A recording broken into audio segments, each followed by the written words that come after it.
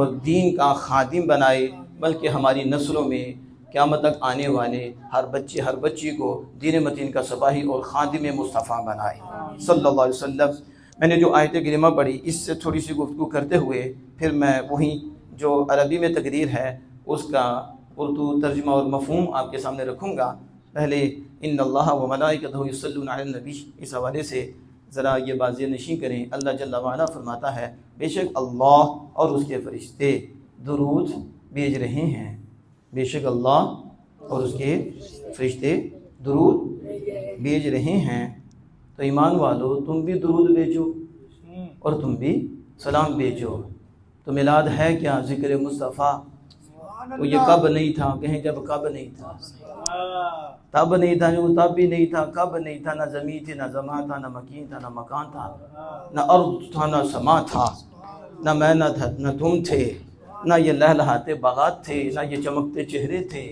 اس وقت تو فرشتے بھی نہیں تھے جب نور مصطفیٰ تھا، اور جب تھا اس وقت سے میلاد مصطفیٰ۔ اب ذرا دیکھو ان اللہ و ملائکتہ یصلون علی النبی، ہر پھول کی اپنی خوشبو ہوتی ہے، ٹھیک ہے؟ تو ہر ایک کا اپنا ایک انداز ہوتا ہے، اور اللہ نے ہر ایک کو علم کی دولت جو دی ہے وہ اس کے مطابق گفتگو کرتی ہیں۔ تو میرے کو اپنا انداز ہوتا ہے کہ یصلون پہ نہ میں اس کو کرتے ہیں کہ ترجمے لوں گا، نہ کروں گا کہ لوں گا، سمجھ آ رہی ہے؟ اس کا مطلب ہے کرتے ہیں میں کبھی رکے گا اور پھر کرے گا، تو اس میں تو وقفہ آئے گا، کیا آئے گا؟ تو ہم وقفے کے قائل ہی نہیں، یہ سمجھ آئیے آپ کو۔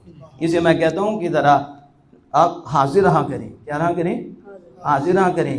یہاں قصے نہیں سنائے جا رہے، قرآن و حدیث کے حصے سنائے جا رہے ہیں۔ ہمارے ہاں چولیں نہیں ہوتی، ہمارے ہاں قرآن و حدیث ہوتی ہے، اور اصول اور قوانین کی روشنی میں، اور ائمہ دین نے جس طرح قرآن کو سمجھا ہے، ہمارے محدثین نے جس طرح سمجھا ہے، فقہاء حضرات نے جس طرح سمجھا ہے، متکلمین نے سمجھا ہے، ہم انہی کا فیض لے کے آگے کنورٹ کرتے ہیں، آگے منتقل کرتے ہیں۔ تو جب کہیں کہ کرتا ہے یا کرے گا، اس کا مطلب ہے کوئی وقفہ تو رہے گا، نہیں سمجھے ابھی بھی کیا کہہ رہا ہوں؟ وقفہ تو رہے گا، مضارع ختم ہوا تو استقبال ہے نا، کچھ تو وقفہ رہا، ہم وقفے کی قائل ہی نہیں ہیں۔ کیا وقفہ تو تب رہے میں اور آپ درود پڑھیں تو وقفہ رہے، میں اور آپ تعریف کریں تو وقفہ رہے، چلو فرشتے بھی کریں تو کوئی وقفہ رہے، لیکن ان کی تعریف کرنے والا، ان کی ثنا کرنے والا، ان کی عظمت بیان کرنے والا، اور ان کی شانوں کو واضح کرنے والا، اور ان کی شانوں کو بڑھانے والا وہ ہیں جو خالق کائنات ہے۔ اور یہاں یہ جو جملہ ہے، جملہ فعلیہ نہیں ہے، جملہ اسمیہ ہے، اور یہ جملہ اس لیے ہے، ہر جگہ یوں قاعدہ نہیں چلے گا، قرینہ دیکھنا پڑے گا، قرینہ دیکھ کر دوام بھی آتا ہے، اور کہیں یہاں فعل سے پھیر کر اسمیہ کی طرف لا کر دوام پیدا کیا جاتا ہے، اور استمرار پیدا کیا جاتا ہے، کہ مطلب اس کا یہ ہے کہ اللہ درود بھیج رہا ہے، اللہ اور فرشتے بھی بھیج رہے ہیں۔ کوئی لمحہ ایسا بتاؤ جس لمحے میں اللہ اپنے محبوب کی تعریف نہیں کر رہا، جس لمحے میں شان مصطفیٰ بیان نہیں ہو رہی، کوئی ایسا لمحہ تو بتاؤ کہ اللہ اپنے محبوب کا میلاد بیان نہیں کر رہا، اپنے محبوب کی شانوں کے تذکرے نہیں کر رہا۔ جیسے کہ میرے ساتھ بیٹھے ہوئے قبلہ حافظ علی حمزہ صاحب اور علامہ حافظ علی حمزہ صاحب کتنے خوش انداز میں کہہ رہے تھے کہ امام بخاری، کیا امام بخاری، اور میں کہتا ہوں پڑھو ساری، کیا امام بخاری، تو ان کی پرو بخاری تو ساری، اور وہ بھی ہماری، وہ بھی ہماری سے مراد سنیوں کی، عاشقوں کی، وہ پڑھو۔ اس لیے کہا تھا بنا عشق جو پڑھتا ہے بخاری، بنا عشق جو پڑھتا ہے بخاری، آتا ہے بخار اس کو نہیں آتی بخاری۔ امام ابو العالیہ آپ کہتے ہیں صلاۃ سے مراد کیا ہے؟ آپ کہتے ہیں صلاۃ سے مراد ثناء مصطفیٰ ہے۔ ایسے نہیں آنا تو کہتے خدا خود صاحب قرآن، خود صاحب قرآن ہے، مداح ہے مصطفیٰ۔ اعلیٰ حضرت ہیں، ایویں حضرت نہیں، ادھر تو چمچیاں بھی نہیں نظر آتی، چمچے تو پھر کو بڑے ہوتے ہیں. ہم نے کہا تم تو چمچی بن جو بڑی بات ہوتی ہے، چمچا تو بڑی دور کی بات ہے. اعلیٰ حضرت بول تو کمینو، تمہیں پتہ ہی نہیں زبان اعلیٰ حضرت کی ہے، ترجمانی قرآن و حدیث کی ہے. امام ابو العالیہ امام بخاری کوٹ کر رہی ہیں. امام ابو العالیہ کو سمجھ لو، امام ابو العالیہ کتنی بڑی ہستی ہیں جن کو کوٹ کرنے والے امام بخاری ہیں. اور درود کا ایک معنی یہاں یہ متعین کیا کہ امام ابو العالیہ کہتے ہیں اللہ درود بھیج رہا ہے. تو پھر سوال ہے کب کا؟ رب پہ کب نہیں بولا جاتا، تو کب ہے بھی نہیں تھا. جب کا درود ہے، جب کہ رب کی شان، رب اپنے محبوب کی تعریفیں کر رہا ہے، محبوب کا ذکر کر رہا ہے، کب تب میرے لیے ہے. اس لیے جب تک رب ہے تب تک شان مصطفیٰ ہوتی رہے. ثنائے مصطفیٰ اللہ فرشتوں کے سامنے بیان فرماتا ہے، مدح فرماتا ہے. تو آج ایسے نہیں کہہ رہے پورا قرآن محبوب خدا صلی اللہ علیہ وسلم کی تعریف کرتا ہے، حضور کی شان بیان کرتا ہے. کہا جب صاحب قرآن خود ہے مداح مصطفیٰ، پھر تم سے یا سب سے کب ممکن ہے مدحت مصطفیٰ صلی اللہ علیہ وسلم. تو سمجھ آ رہی؟ تو دوام ہے اس میں. اللہ کے لیے ہم لمحہ نہیں بول سکتے، لیکن ہم لمحے سے نکل بھی نہیں سکتے ہم، وگرنہ رب کے لیے کوئی لمحہ نہیں ہے، لمحے ہمارے لیے ہیں. تو جو لمحوں میں رہتے ہیں پھر ذکر لمحے کا کرتے ہیں، وگرنہ وہ لمحوں سے بھی پاک ہے. ہم یہ کہتے ہیں 24 گھنٹے، وہاں تو 24 گھنٹے بھی نہیں ہیں، وہاں تو یہ بھی نہیں. بس مصطفیٰ جان رحمت کا ذکر اللہ کر رہا ہے، فرشتے بھی کر رہے ہیں اور کرتے رہیں گے. کوئی ایسا لمحہ نہیں کہ فرشتے ذکر مصطفیٰ نہ کر رہے ہوں. یہ رب کی شان ہے، جہاں وہ اور کام کرتے ہیں اس کے ساتھ ساتھ مصطفیٰ جان رحمت پہ درود بھی بھیجتے ہیں. تو یہ میں نے مختصر سی بات یہ درود پاک کے حوالے سے کی ہے. اور یہ کیا، یہی تو میلاد مصطفیٰ ہے، ذکر مصطفیٰ ہو رہا ہے نا. اس لیے اعلیٰ حضرت نے فرمایا تھا کہ حشر تک ڈالیں گے ہم پیدائش مولا کی دھوم، حشر تک ڈالیں گے میلاد مصطفیٰ کی دھوم، حشر تک ڈالیں گے ہم میلاد مصطفیٰ پیدائش مصطفیٰ کی دھوم. مثل فارس نجد کے قلعے گراتے جائیں گے، مثل فارس نجد کے قلعے گراتے جائیں گے. خاک ہو جائیں ادوف جل کر، خاک ہو جائیں ادوف جل کر، مگر ہم تو رضا جب تک دم میں دم ہے ذکر ان کا سناتے جائیں گے. نعرہ تکبیر، نعرہ رسالت، سرکار کی آمد، دلدار کی آمد، آمد مصطفیٰ، اب سنیے والضحیٰ. مرحبا. اگر وہابیہ کہیں اور دیابنا کہیں کہ مولد رسول صلی اللہ علیہ وسلم، رسول اکرم صلی اللہ علیہ وسلم نے یہ نہیں کیا، مولد میلاد نہیں منایا، اور صحابہ نے بھی نہیں منایا، اور تابعین نے بھی نہیں منایا. اگر یہ خیر ہوتا، میلاد خیر ہوتی، اور میلاد منانا مولد رسول صلی اللہ علیہ وسلم یہ خیر ہوتی، تو ضرور وہ سب سے پہلے کرتے، پہلے حضور کرتے، پھر صحابہ کرتے، تابعین کرتے. تو یہ کہتے ہیں وہابیہ اور دیابنا انہوں نے تو کیا ہی نہیں، تم کیوں کرتے ہو؟ اس کا جواب یہ ہے کہ آپ کو بخاری آتی ہے؟ نہیں آتی تو ہمارے پاس ہم پڑھائیں آپ کو. آپ کو بخاری آئے، ٹھیک ہے، اندر کی بیماری جائے، اور آپ کو بخاری آئے. بخاری میں یہ پہلی حدیث اس کا جواب ہے. وہ کیا تھی؟ سیدنا ابوبکر صدیق رضی اللہ تعالی عنہ نے عمر رضی اللہ تعالیٰ عنہ کو کہا، اس وقت جب مشورہ کیا قرآن پاک کے جمع کرنے کے معاملے میں، یہ مشورہ کیا تو میں کیسے کروں ایسا کام جسے رسول اکرم صلی اللہ علیہ وسلم نے نہیں کیا، جسے رسول اللہ، جو کام رسول اللہ صلی اللہ علیہ وسلم نے نہیں کیا میں کیسے کروں؟ تو حضرت عمر نے کہا ہوا واللہ خیر. کہا ابو بکر اللہ کی قسم بہتر ہے، اللہ کی قسم یہ کام بہتر ہے. کہاں کی یہ ذریت نجدیوں کی، شیطان کی ذریت اب کہاں ہے؟ کہاں یہ دیابنا کہاں ہے؟ کہاں بخاری پڑھتے ہو، کہاں مسلم پڑھتے ہو، کیا یہ بخاری میں نہیں آیا؟ یا بخاری میں موجود نہیں، رسول اللہ نے نہیں کیا. آج یہ کیا نا پوری گردان پڑھتے ہیں، ہو سکتا دارا گبے کی بھی نہ آتی ہو لیکن پوری پڑھتے ہیں گردان. ابا جی نے گردان ہی سکھائی ہے، کوئی بخاری نہیں سکھائی. یہ نہیں بتائی کہ بخاری میں بھی کچھ آیا ہے.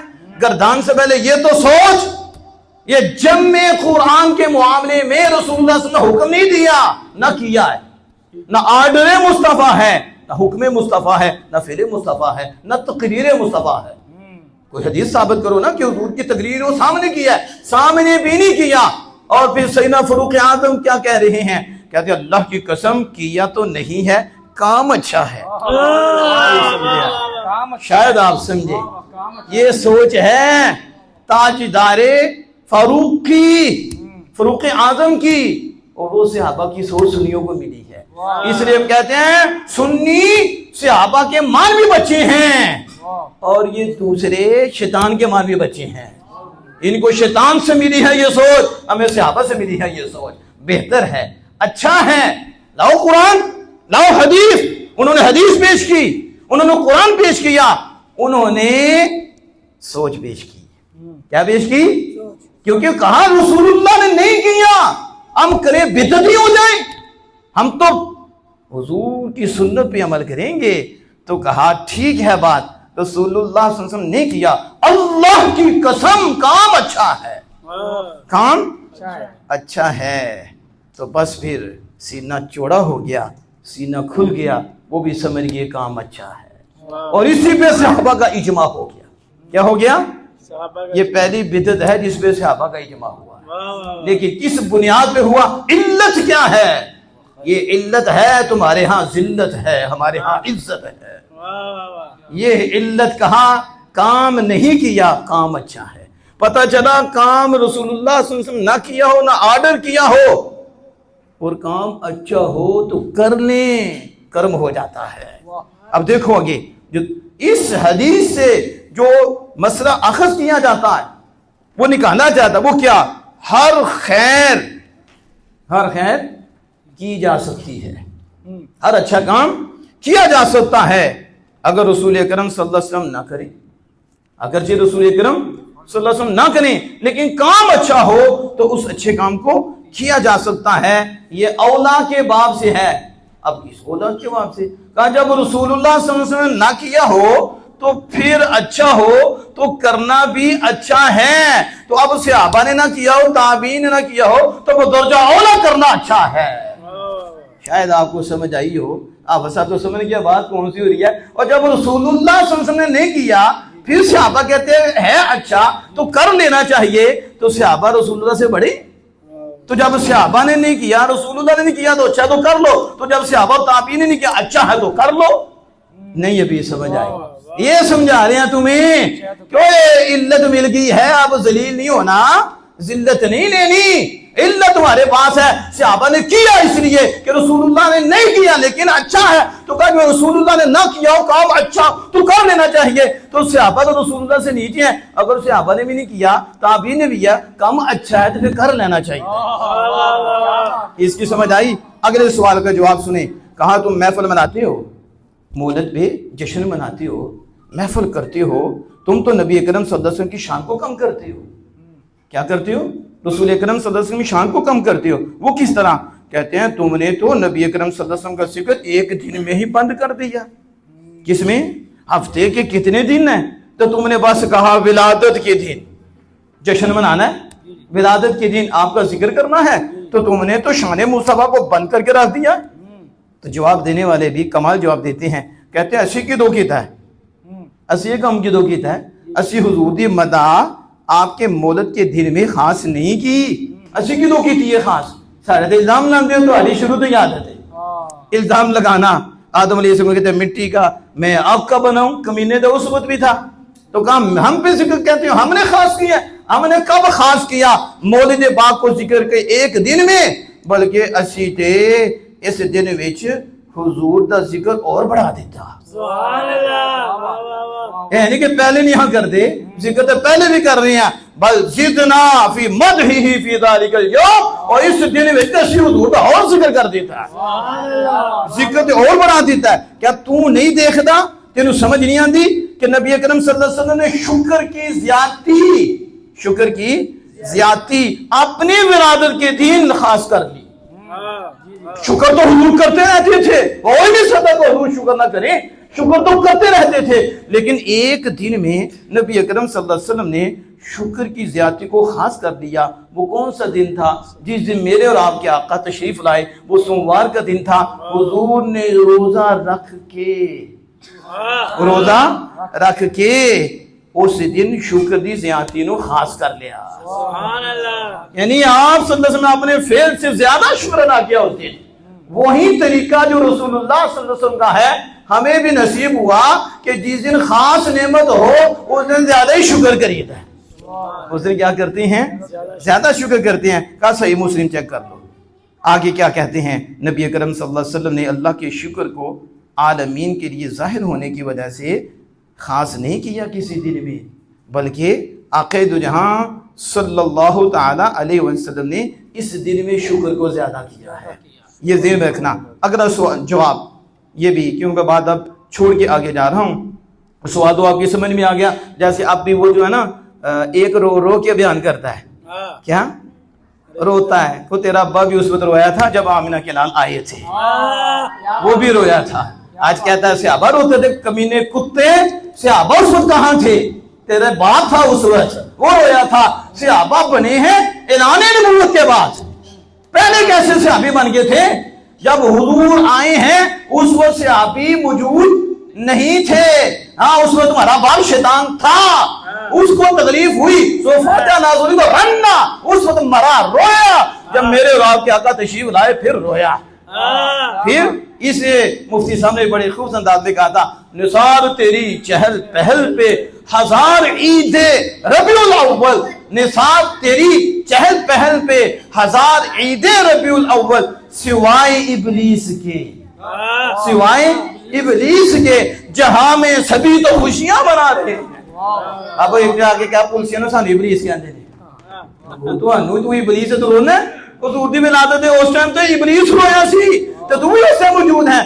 اصل میں یہ ظاہر کرنا چاہتا ہے ہم اس وقت اس جسم کے ساتھ موجود نہیں تھے, لیکن اس کی نسل میں تو موجود تھے. یعنی مانوی نسل ہے ہم اس کی, جس چیز سے ابلیس کو تکلیف ہوتی ہے ہمیں بھی ہوتی ہے. سمجھ آ رہی ہے؟ وگرنہ مومن ہو تو اسے تکلیف کوئی نہیں. جب حضور آئے تو صحابہ نہیں تھے, اس وقت تو کفر تھا. کتنے پھول تھے جو مہک رہے تھے, لیکن درختوں نے درختوں کو خوشخبریاں دی, مبارکیں دی, اور دریا دا بھی پانی بڑھ گیا, وہ بھی اوپر آ گیا. اس طرح پھر وہ کرم اور فضل کی بارشیں ہوئیں, وہ رحمتوں کی بارشیں ہوئیں. میں اس طرف جانا نہیں چاہتا, لیکن یہ سوال کرتے ہیں 12 ربیع الاول کو تو آقا دو جہاں صلی اللہ علیہ وسلم کا وصال ہوا, تو تم اس دن خوشی مناتے ہو, تم جشن مناتے ہو؟ جواب اس کا یہ دیا, اختصار کا یاد دیا کہ یوم مولد کا اتفاق یوم وفات کے ساتھ. چلو ٹھیک ہے, مانتے ہیں کہ جس دن ولادت ہوئی اس دن ہی وفات ہوئی, اتفاق ہو گیا, ایسے ہی ہوا. لیکن کمینوں کو تھوڑی سی تو حیا کرو, کیا جس دن ولادت ہو اس دن وفات ہو تو وفات کا دن ولادت کی فضیلت کو ختم کر دے گا؟ یہ کہاں سے پڑھا تم نے کہ ولادت کے دن کی فضیلت ختم ہو جاتی ہے, کہ جس دن ولادت ہو اسی دن وفات اور وصال ہو جائے تو وصال ہونا اس ولادت کے دن کی فضیلت کو ختم کر دے گا. کہا یہ تو حدیث کے خلاف ہے. یہ کس کے خلاف ہے؟ صحابہ میرے آقا تو جہاں سننا تمہارے دنوں میں سے افضل دن جمعہ کا دن ہے, اور یہ وہ دن ہے خلق آدم, جس میں آدم پیدا ہوئے. یہ وہ دن ہے جس میں آدم علیہ السلام کا وصال ہوا. اس کے باوجود اللہ پاک فرمارا سارے دن نہ جو افضل دن نہیں. کیا وفات آدم اور وصال آدم نے جمعہ کی فضیلت کو کم کیا, اس کو ختم کیا؟